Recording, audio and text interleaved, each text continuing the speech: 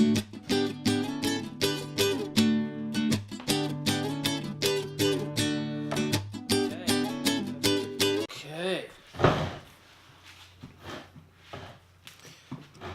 Dirty again.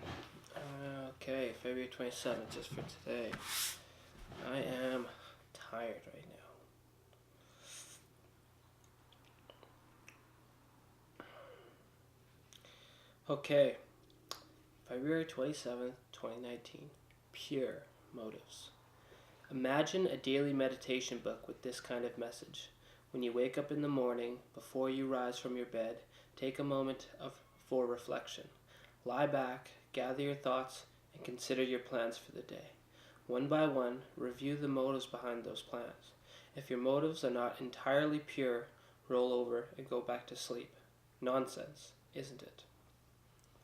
No matter how long we've been clean, almost all of us have mixed motives behind almost everything we do. However, that's no reason to put our lives on hold. We don't have to wait for our motives to become perfectly pure before we can start living our recovery. As the program works its way into our lives, we begin acting less frequently on our more questionable motives. We regularly examine ourselves, and we talk with our sponsor about what we find. We pray for knowledge of our higher power's will for us, and we seek the power to act on the knowledge we're given. The result? We don't get perfect, but we do get better. We've begun working a spiritual program. We won't ever become spiritual giants, but if we look at ourselves realistically, we'll probably realize that we've been doing better than we've been feeling. Just for today, I will examine myself realistically. I will seek the power to act on my best motives and not act on my worst. Pure motives. Yeah, my motives are... I don't know where my motives come from.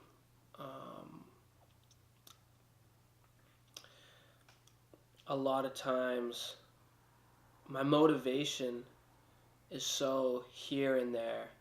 It's very up and down. I can have it and then it can leave, and then I can have it and then I can leave. And it's almost like I do something, and while I'm doing it, I'm having the hardest time doing it. Like something that's challenging, like a physical, laborious task, working on my truck, or getting through a day of work. During it seems hard when I'm there. And then, 10 minutes after work, I look back on it and I'm like, that was nothing. Whatever. Ain't nothing. So I seem to, maybe I'm downplaying what I did, or I'm overplaying it while it's happening. But in the present, I have a hard time focusing. I just have a hard time being present, generally, with my motives. And then in the past, I look back and say, oh, that wasn't that bad. Or even if something was really hard, I kind of have this thing where I don't even acknowledge, hard times, or if things are hard, I want to downplay them. Yeah. And I don't know where my motive comes for that. But researching your motives for why you do certain things is so critical. Let's take my fact that I'm on Tinder right now. What are my motives for that? Well, probably to get pussy. That's my motives. To get girls. And why is that my motive? Because I'm lonely? That could probably be it. Maybe I trick myself into saying that I want something more out of women, and maybe I do want something more out of women. Maybe, I do, for sure.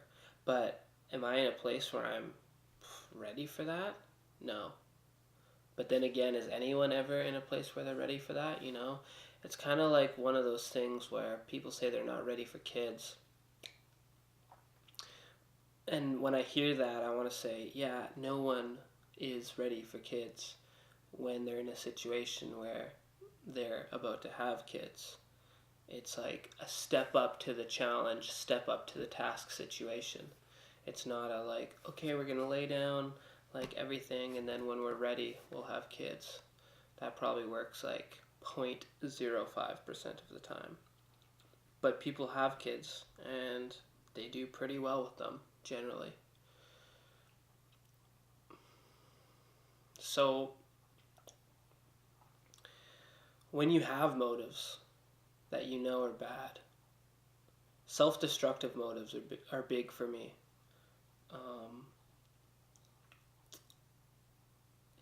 Not so much in the just thoughts.